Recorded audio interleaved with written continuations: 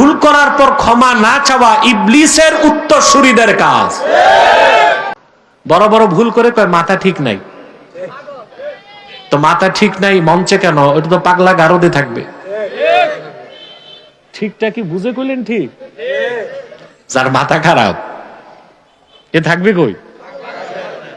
এরে মঞ্চে দিলে ইমান নষ্ট করবে। বেশি খাবেন, প্রেসার হবে, অ্যাটাক হবে, স্ট্রোক হবে। আমরা দুনিয়ায় বেশি খাই, অবশ্য নিজের বাড়িতে না, দাওয়াত খেতে গেলে। দুপুরে বিয়ের দাওয়াত, সকালে নাস্তা করে না, সকালে মনে করে পোষাইতে হবে। কি করতে হবে? তারপর যে এমন খাওয়া খায় আয়োজকরা ভয় পায়। আমি গল্প শুনছি, এক খাদক, খাদক বুঝেন? এজমর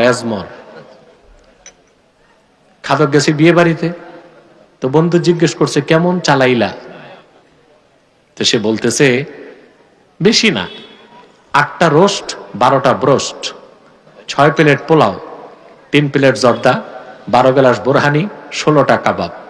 আজকে শরীরটা ভালো না, চলে নেই। এই অসুস্থ দেহে এই অবস্থা, ভালো থাকলেও কি চালান চালাইতো।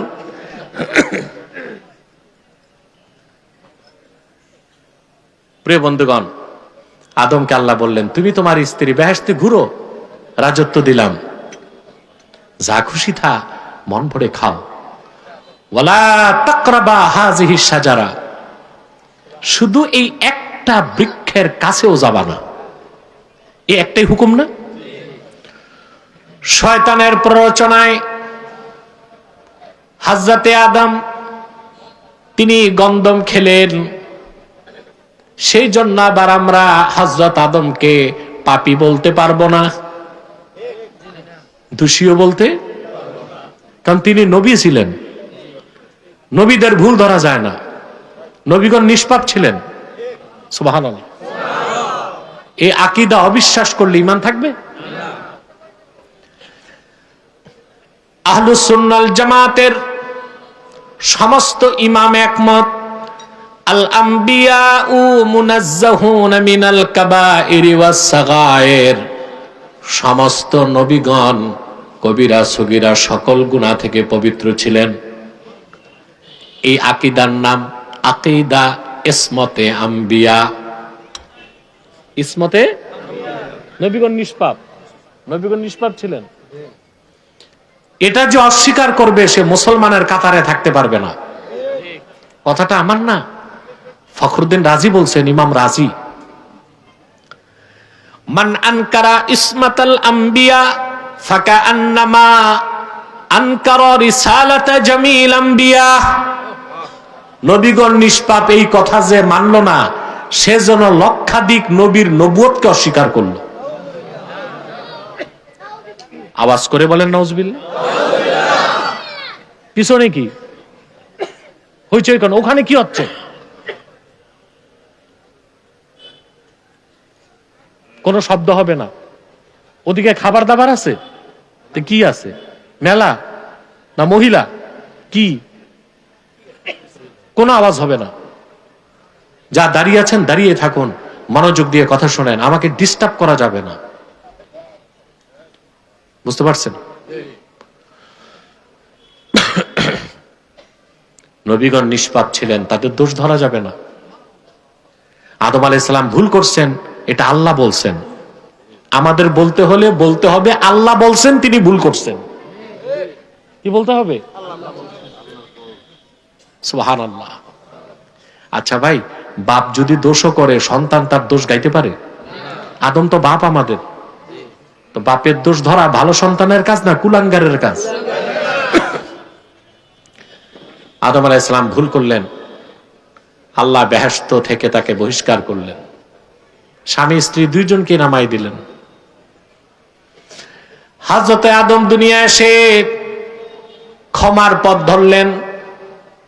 সুবহানাল্লাহ। তাফসীর খাজেন সাক্ষ্য দেয়, লাম ইয়ারফা রাসাহু ইলা সামা হায়াআম মিনাল্লাহ। হযরতে আদম একটা ভুলের কারণে দুনিয়ায় নামার পরে আল্লাহকে এত বেশি লজ্জা পাইছেন, 300 বছর আকাশের দিকে তাকান নাই। কত বছর? আকাশ কি তাকান নাই, এত লজ্জা পাইছেন একটা ভুল করার কারণে। শত শত বছর কান্না করলেন। একটি বর্ণনায় 360 বছর, আরেক বর্ণনায় 460 বছর, আরেক বর্ণনায় 600 বছর, আমরা বলবো শত শত বছর। তাহলে কোন রেওয়ায়েত আর বাদ যাবে না। শত শত বছর তওবা করলেন, ক্ষমা চাইলেন, কোনো জবাব নাই।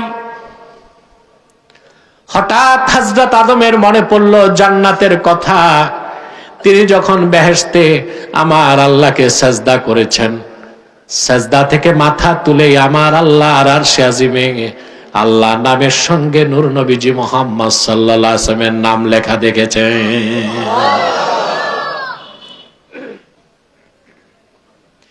এই ব্যাপারে রওয়ায়াত আসছে, সহিহ রওয়ায়াত অনেক, 5টা বিশুদ্ধ সনদে হাদিস পাওয়া যায়।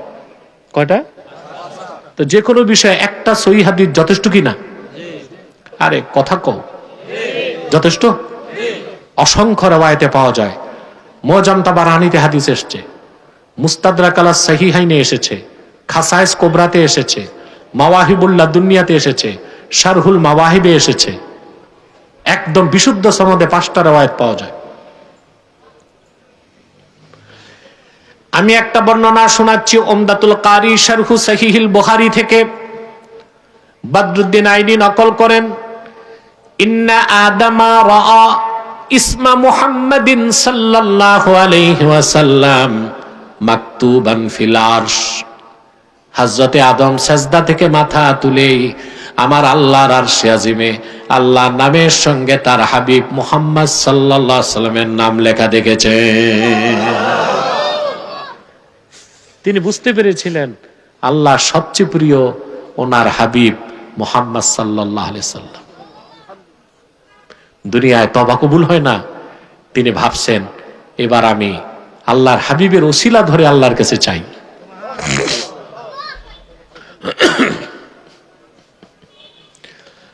হযরতে আদম আলাইহিস সালাম হাত তুলে আল্লাহর কাছে চাইলেন, রব্বুল আলামিন আমি অন্যায় করেছি, গুনাহ করেছি, ক্ষমা চাই। তোমার আখিরি নবী মুহাম্মদ সাল্লাল্লাহু আলাইহি সাল্লামের ওসিলায় আমাকে মাফ করে দাও। শত শত বছর জবাব আসে না, এবার জবাব চলে আসলো।